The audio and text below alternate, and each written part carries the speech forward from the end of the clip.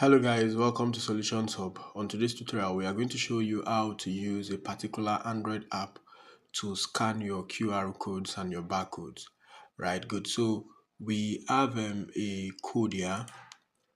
You can see it has been scanned and then it's a link to a YouTube channel where you are encouraged to subscribe, right? When you click on these three lines at the top left, you see the option to scan an image, the favorite, the history, your own QR, to create a QR code, and then some settings, right? Now, the first option is to scan. When you click on that and then you have a code in front of you, it is going to scan the code and then return the information. So you can use this link to subscribe to that channel.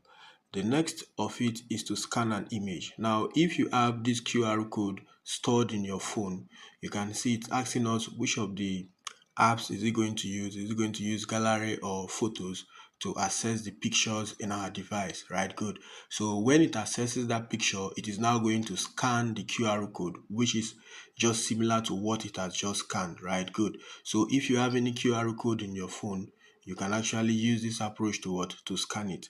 Now, the next function there is the favorites. Perhaps if you scan some stuff and then you like them so much, you can keep them as your favorites. Then we also have the history.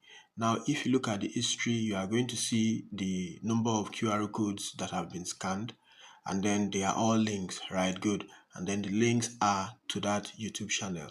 So if you click on the three dots, the three vertical dots by your right, you are going to see an option to delete. You are going to see an option to import CSV, to export as text, and to export as what? CSV, right? Good. Which means these information that you have inside of what? Your history, right? Good. So if you click on delete, it's going to prompt you if you want to clear the history or not. Now let's cancel. Now let's come to the next function. The next function is my QR. So you are trying to, maybe you have a brand, maybe a product you're selling or whatever, and then you want to have a QR code for your brand. So what this simply means is that if your name, the organization, your address, phone number, email, and a few notes have been imputed here, it will be used to create what? A QR code for you, so that whenever you open this app, you are going to access that code, and definitely you can share it with anybody, just like the first code we have scanned, where you saw the information that is stored inside of that QR code, right? Good. Now let's go to the next part. When you want to create what? A QR. Now you have different options. You want to create for a link, for a text, a contact, email, SMS, location, phone number, calendar, maybe your Wi-Fi or your personal QR, right? Good. So, just like we have shown you, the first one was a link. The next one can be a message trying to conceal some information in your QR code. Maybe you just want to tell somebody, subscribe to my channel, or hope you're doing very well, but you've encoded it inside of that QR code, so that it's only when the person scans the code, the person can get the information from that particular code. So you click on the URL, you type in, and then you click on OK. The QR code has been created, right? Good. So you can decide to save it into your gallery, or you can share from here, right? Good. Now the next we can also create is the text. So we can say subscribe to my channel. This is the text, right? If you click on the good there, the QR code has been created. So with this QR code, whenever someone scans this QR code, that particular text will come up, right? So let's say you want to add your contact. You include your name.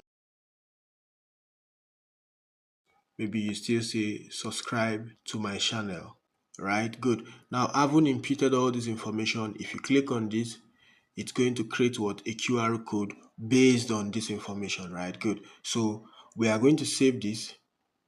Good. So we've actually saved it and then moved it to our computer, right? Good. Now let's see something. Remember, we have Solving Solutions, Education Nigeria, and the rest of that. So now let's go and scan it again and see. Good. You now see that we have the information that is embedded inside of that code. Solving Solutions, Education, the phone number, the email.